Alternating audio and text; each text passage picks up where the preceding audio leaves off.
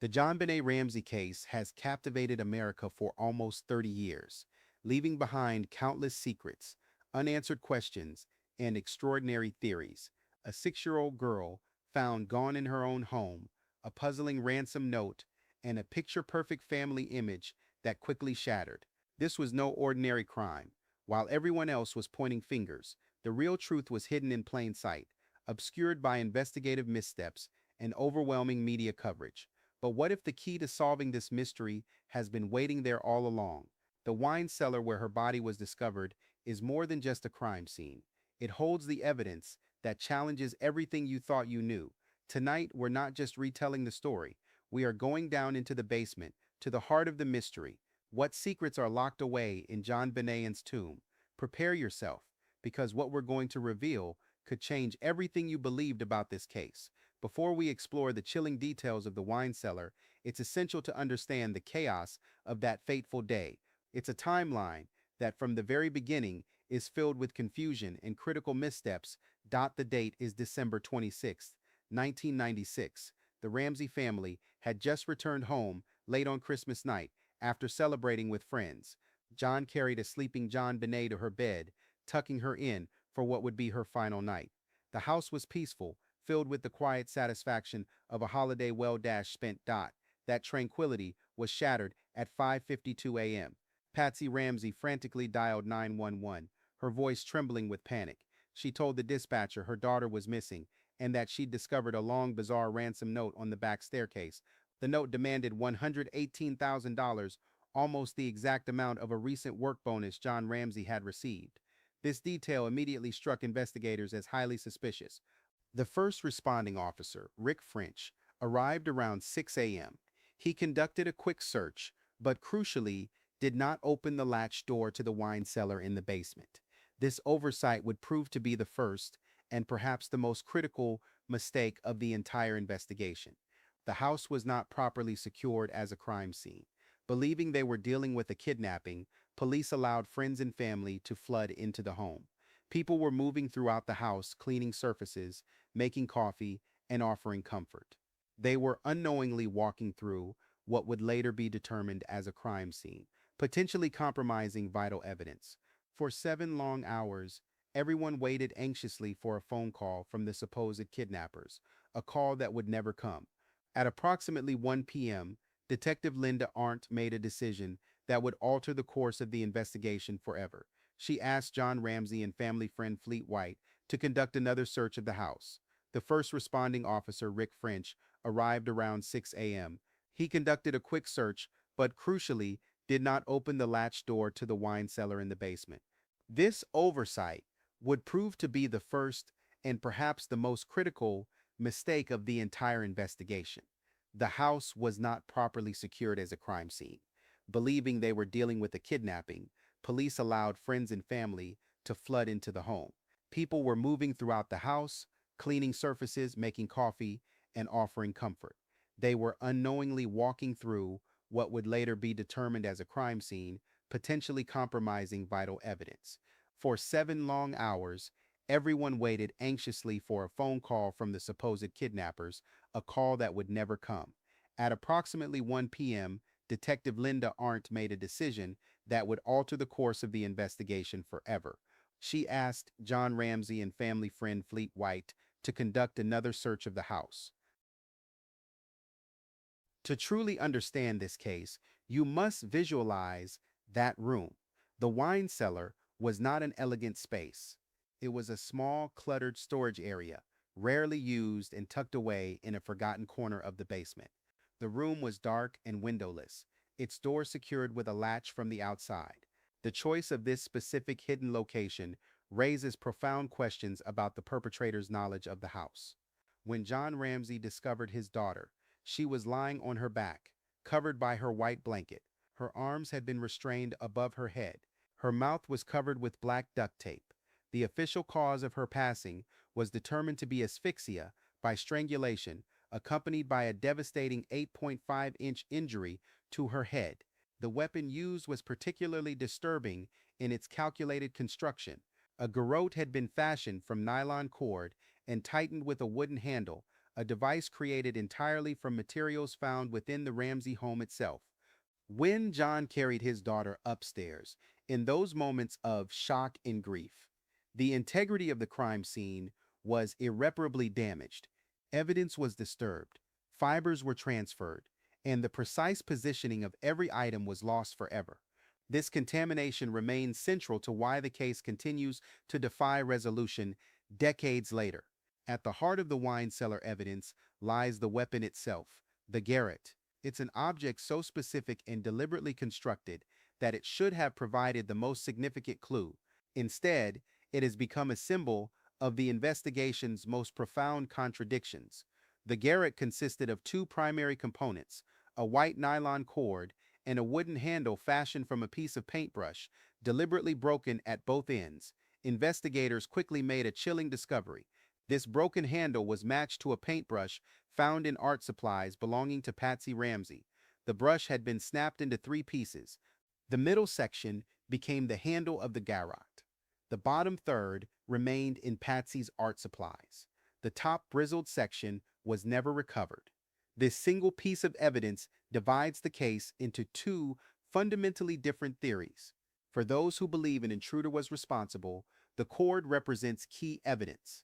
Some reports suggest the cord was not sourced from within the Ramsey home, indicating it was brought by an outsider, though its origin remains officially undetermined.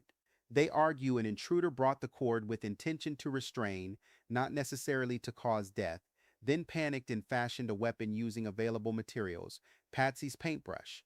However, for those who believe a family member was responsible, the paintbrush represents the most damning evidence. It has direct connection to Patsy Ramsey and her personal belongings. They argue, what are the chances that a random intruder would discover her specific art supplies and use them to construct such a weapon? This suggests intimate familiarity with the house that points directly towards someone with regular access. Supporters of this theory believe the garrote was constructed as part of elaborate staging, created after an accidental incident to manufacture the appearance of a kidnapping. The autopsy also documented evidence of internal injuries that some have speculated could be connected to the jagged end of the paintbrush, though this remains unconfirmed. As we approach 2026, there is renewed hope. Recent reports indicate that dozens of items from the case, many from the basement crime scene, are undergoing analysis with advanced DNA technology by the Colorado Bureau of Investigation. John Ramsey continues advocating for comprehensive testing of the garrote itself, hoping modern science can finally reveal whose hands were involved in constructing that weapon. In any investigation involving loss of life, fingerprints and footprints serve as silent witnesses. The dusty wine cellar contained several such prints, but like every aspect of this case, their story is one of frustration and conflicting interpretations. The first significant discovery was a palm print found on the latch side of the wine cellar door. Initially, this print did not match any Ramsey family member or anyone known to have been present during the investigation. For supporters of the intruder theory, this represented powerful physical proof of an unknown individual's presence. However, the story became increasingly complex. Years later, reports emerged claiming the print had been identified as belonging to Melinda Ramsey, John's adult daughter, who was verifiably in another state when JonBenet was taken. This would mean the print was from an earlier visit, rendering it meaningless. The family's legal representatives did not dispute this identification, yet other official reports continue to reference the palm print as unidentified evidence. Today, the true status remains unresolved. The second discovery was a partial footprint from a high-tech hiking boot found in the basement dust near where JonBenet's body was discovered. For years, this served as another cornerstone of the intruder theory, as family members reportedly did not own this particular brand. But this evidence also became disputed. Later investigations claimed the boot print was potentially linked to Burke Ramsey.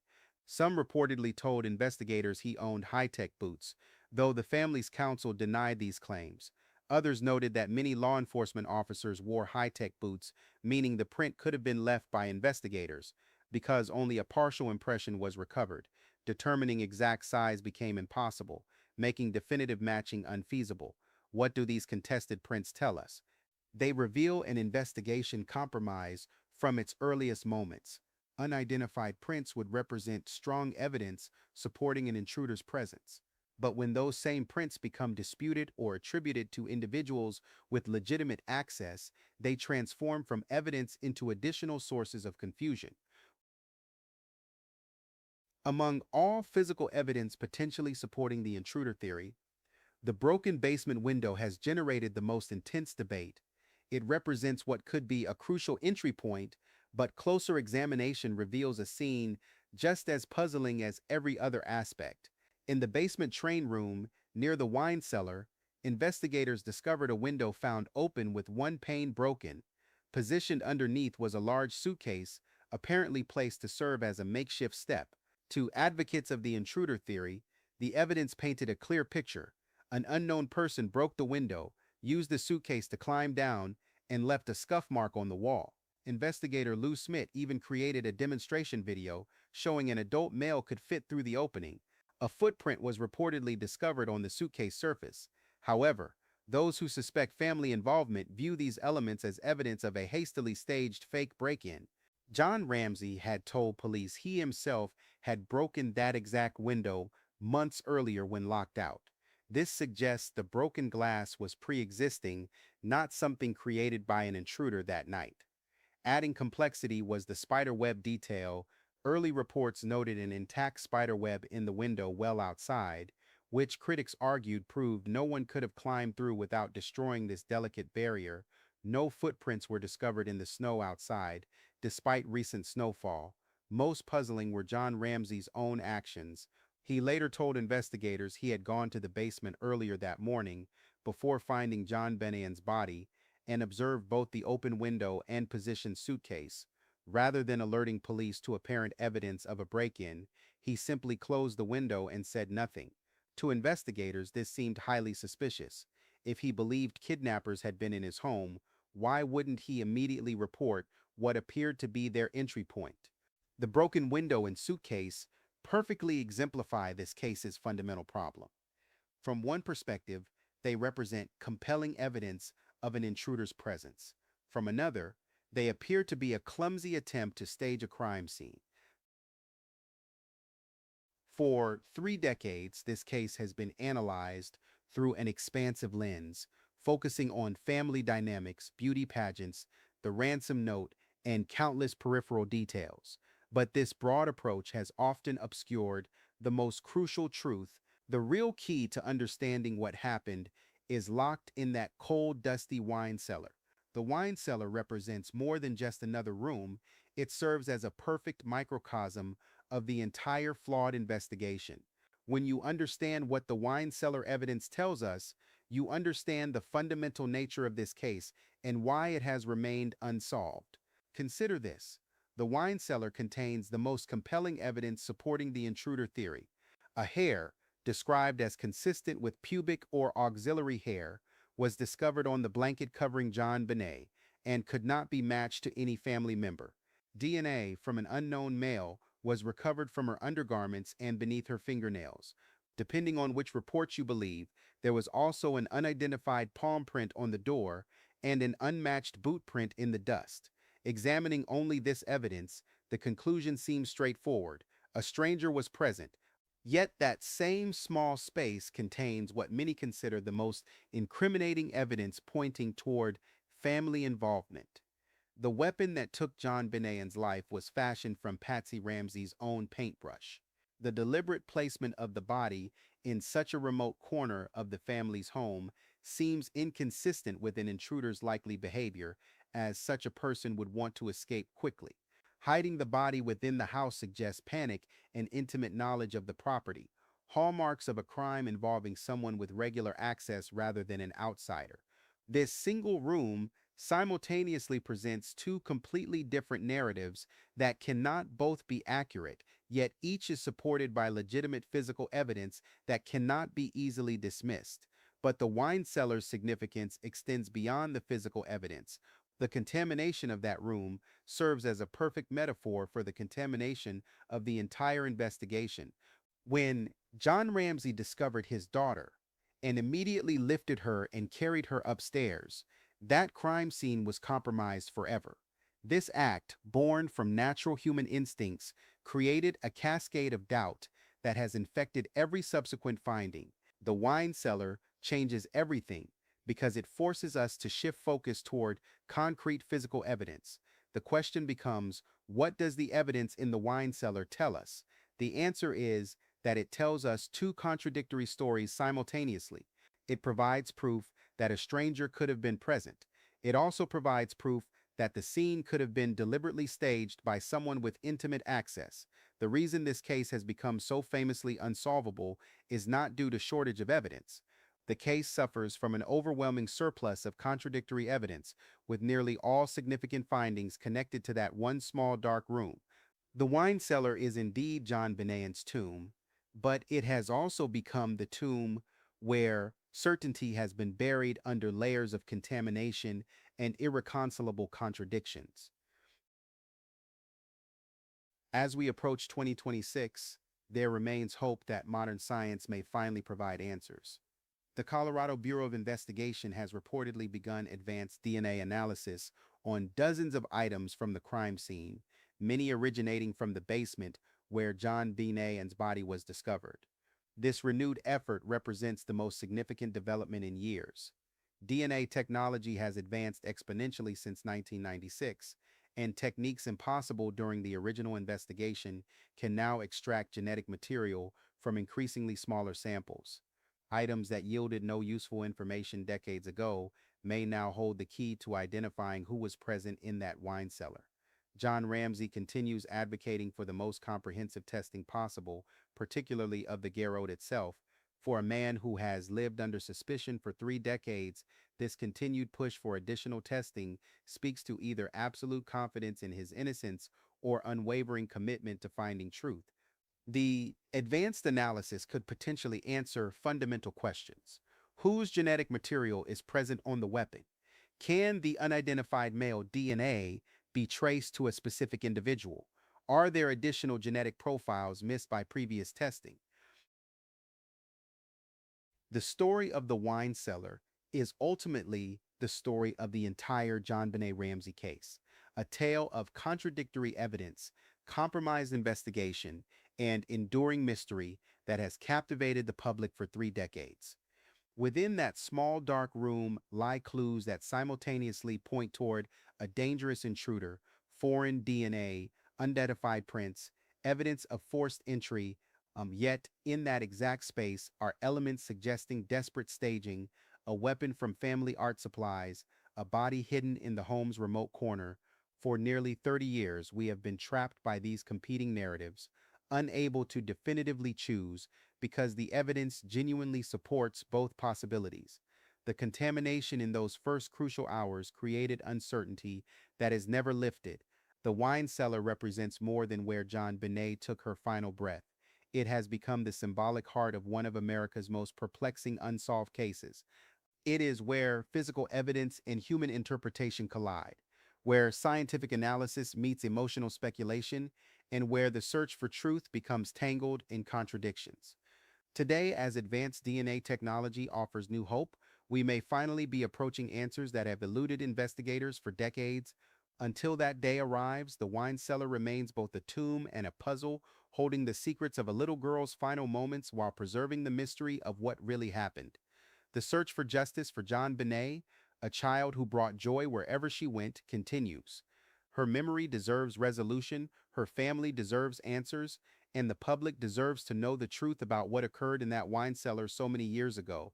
The wine cellar changes everything because it forces us to confront the uncomfortable reality that sometimes the most important evidence doesn't provide clear answers, it simply raises more complex questions.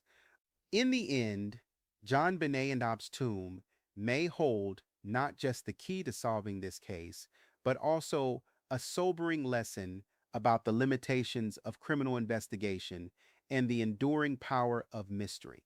Thank you for joining me on this examination of one of America's most enduring mysteries. What are your thoughts on the wine cellar evidence? Do you believe it points toward an intruder or suggests family involvement? Share your theories and observations because this case still needs fresh perspectives to finally reach resolution. Make sure to subscribe for more deep dives into the cases that continue to fascinate us all.